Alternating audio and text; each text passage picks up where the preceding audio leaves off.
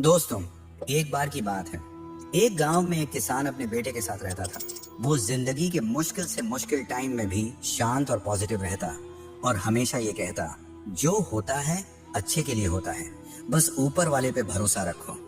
उसके पास एक घोड़ा भी था जिससे वो बहुत प्यार करता था और उसे अपने परिवार का सदस्य मानता था। एक दिन वो घोड़ा कहीं चला गया। किसान ने पूरे गांव में उसे ढूंढा पर वो कहीं नहीं मिला। सभी गांव वाले इकट्ठा होकर किसान के पास गए और दुख जताते हुए बोले, आपका घोड़ा खो गया, ये बहुत बुरा हुआ, आप बहुत बदकिस्मत हैं। इस पर किसान ने मुस्कुराते हुए कहा, भले ही मेरा घोड़ा खो गया है, पर जो होता है अच्छे के लिए होता है। मुझे ईश्वर पर विश्वास है। गांव वालों को किसान की ये बात समझ नहीं आई और वो अपने अपने घर चले गए। कुछ महीनों बाद वो घोड़ा वापस आ गया और इस बार वो अपने साथ कई और जंगली घोड़े भी ले आया। सभी गांव वाले फिर इकट्ठा हुए और उत्साह से बोले, आपका घोड़ा खो जाना अच्छा था, अब आपके पास इतने सारे घोड़े हैं, आप कितने खुशकिस्मत हैं। इस पर किसान ने फिर से शांत स्वर में कहा, भले ही अब मेरे पास बहुत सारे घोड़े हैं, लेकिन मुझे कोई विशेष खुशी नहीं है। जो होता है अच्छे के लिए होता है। मुझे ईश्वर पर विश्वास है। गांव वालों को किसान की यह बात फिर से समझ नहीं आई और वो अपने अपने घर चले गए। कुछ समय बाद किसान के बेटे ने घुड़सवारी सीखना शुरू किया, लेकिन एक दिन वो घोड़े से नीचे गिर गया और उसकी टांग टूट गई।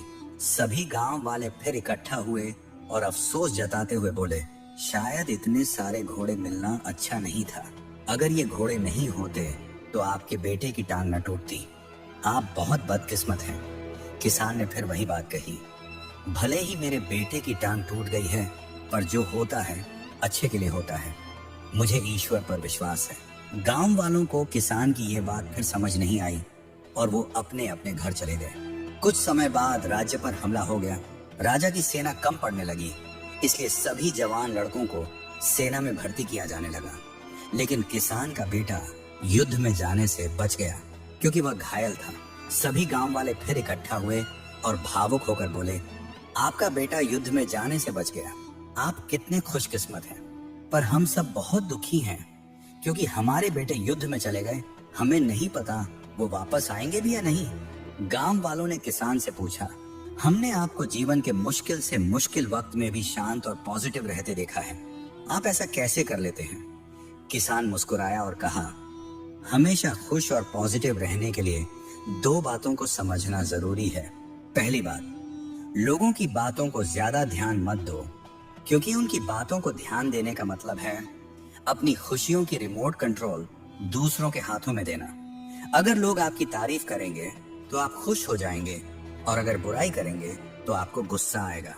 अगर आप लोगों की बातों पर ध्यान दोगे तो आपका दिमाग अशांत हो जाएगा और आप अपने जीवन के जरूरी कामों पर ध्यान नहीं दे पाओगे। दूसरी बात, कभी भी किसी बात को तुरंत अच्छा या बुरा मत कहो।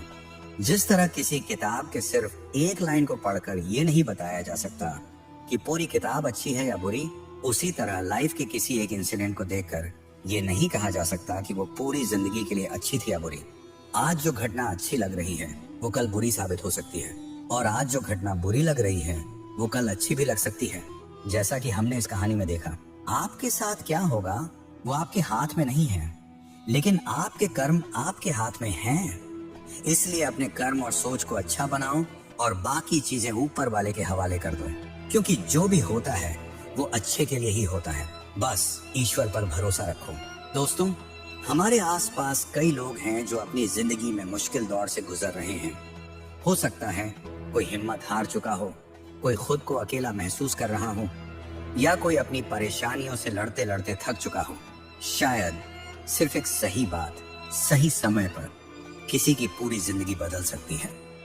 अगर आपको यह कहानी पसंद आई और इससे आपको प्रेरणा मिली तो इसे जरूर शेयर करें।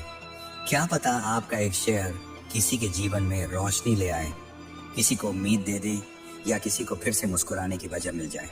शुक्रिया दोस्तों, मिलते हैं अगली वीडियो में।